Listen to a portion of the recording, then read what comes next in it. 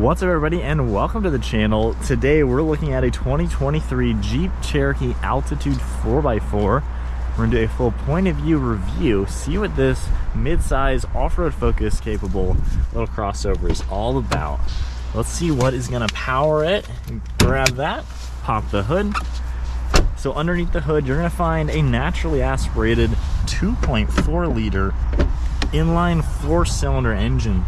We get 180 horsepower and 171 pound-feet of torque, and it's paired to a 9-speed automatic transmission.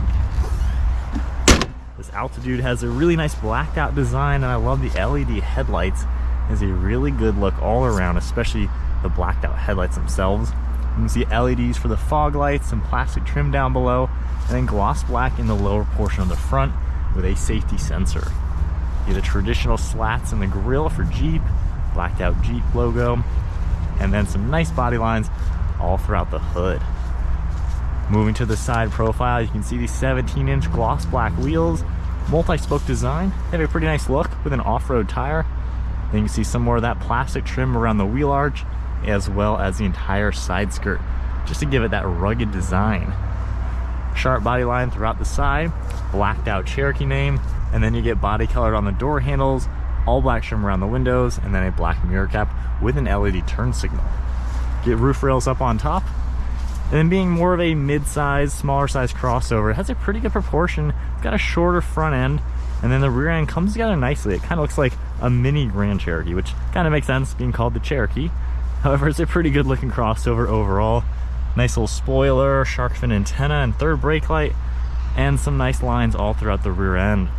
We get some LED aspects to these taillights. I like the red, the colors. Has a pretty cool modern appearance. And we get more blacked out design for Jeep and 4x4. Backup cameras back here as well. And then this has a full plastic rear bumper with all of your parking sensors as well as the reflectors. So from here we have our key fob. You get remote start. You can also do the power liftgate. Just pressing that button automatically opens, and there even is a button right there. So this is a pretty roomy, smaller crossover. You got a lot of space back here, a nice flat floor, storage on the farthest sides as well. And then you can even remove the floor and actually even take it out or even lower it into a lower position, as you can see. So kind of neat design. It does kind of help you with extra space. However, if this wasn't here, I guess you would just have a bigger area anyway. But nonetheless, pretty useful back here. Then you can grab the handles there to lower the seats back down. Then we have the button and automatically close the liftgate. And then if we go ahead to the rear seats, we grab the door handle, open it up. All black interior for this one. You get the leather material and stitching, some gloss black, and I like the aluminum color on the release handles. You get a combination of smooth and perforated. Not bad looking back here. In the center, we can pull this down. Kind of has some resistance to it, but we have two cup holders as well as an armrest. Kind of pops into place. Storage on the back side of that seat, air vents right here, as well as a 3-prong and some USB ports. Now hopping back here with the seat at my height, it's not that bad. It is a smaller vehicle. However, at 5'11", I'm still sitting back here pretty comfortably. Decent enough leg room, good little armrest, and quite a lot of glass all around to make it a pretty practical and roomy family crossover. And then going ahead and hopping out, checking out the driver's seat now. We do have the button as well. You can lock and unlock it from there. But we have more of the same materials, all of your window and mirror controls, a little bit of storage. You get power controls on these seats, same material with the perforated leather in the center. And then you get Jeep embossed up there.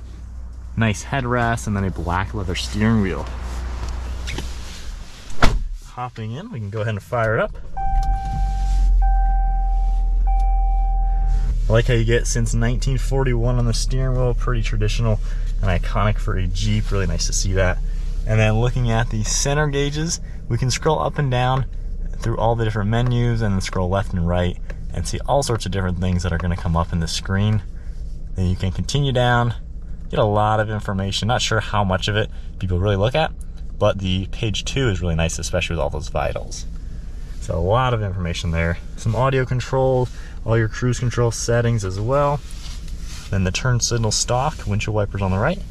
And then over on this side, there is a little thing you can open up get a little extra storage. And then we have the tailgate release, interior lighting and headlights, one of the air vents, and then this cool leather material all around the dash. You can see the stitching, and then opening that up, we get a little bit extra storage space. On the far right side, we have a good sized glove box, as you would expect. And then our infotainment screen, pretty much any Jeep you've seen, you should be pretty familiar with this setup. We have all the information there, climate controls, very easily you can adjust these with the toggles. And then these controls, you can turn on heated and ventilated seats. We have different apps as well, off-road pages to monitor some off-road things. And then we have our navigation that will come up as well. You can open up the map and then see all the different settings.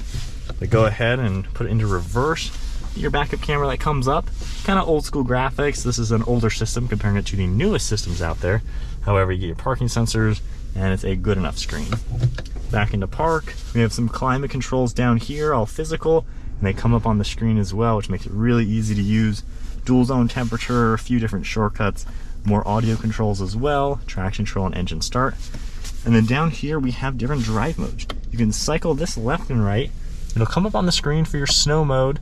We also have the next mode. You can see how it turned traction control off in sport mode. And then we have our fourth mode, the sand and mud.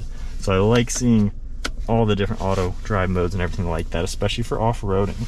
You got your shift boot with some leather, as well as a parking brake, two cup holders down below that, and then a good amount of storage in there. Not a bad interior, pretty simple. However, it's nice enough.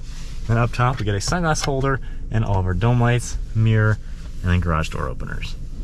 All right, so setting off now in the Jeep Cherokee, feeling it out, kind of seeing what this little crossover is all about. So far, it's a pretty comfortable place to be. The seats have a lot of padding in them, so it's definitely not a bad car to sit in. Visibility is pretty good. You have a really nice view out the windshield. Mirrors all do a great job letting me know what's going on behind me. And over your left and right shoulder, there's not really any blind spots. The headrests don't even block your view from back here. So pretty nice to see how it's pretty normal and easy to drive. You feel kind of high up. It's not just a low crossover, so you can tell that this is something that has some height to it. Obviously, this is off-road capable, you know, with all the different off-road settings, which is really neat to see. Most crossovers like this just don't have those settings, so I think that's a big selling point for the Jeep. It has this, which is pretty neat, especially with all those drive modes. As far as comfort, going 50, it's a little on the noisy side. I wouldn't say it's horrible. This road is not that good. I can hear the bumps a little bit. I'd say there's more of like just a road noise I can hear, not necessarily wind or tire. It's really hard to pinpoint it, but there's certainly some ambient noise you can hear while driving on not the ideal roads. So decent as far as the quiet aspects of a car like this. Normal driving though, I mean, it's easy to drive. The brakes do a good job coming down to a slower speed.